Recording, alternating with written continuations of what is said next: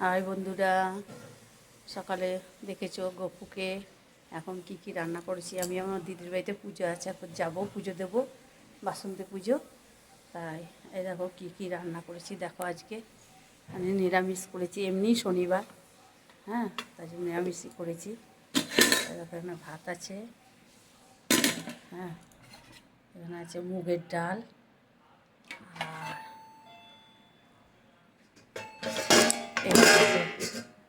কুমড়ো আলুর তরকারি,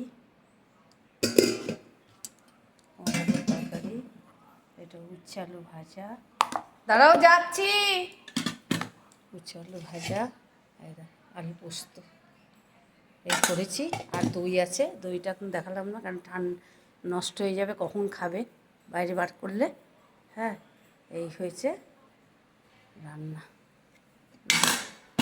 পোস্ত এই হয়েছে রান্না। ভালো লাগলে লাইক শেয়ার কমেন্ট করো, সাবস্ক্রাইব করতে ভুলো না।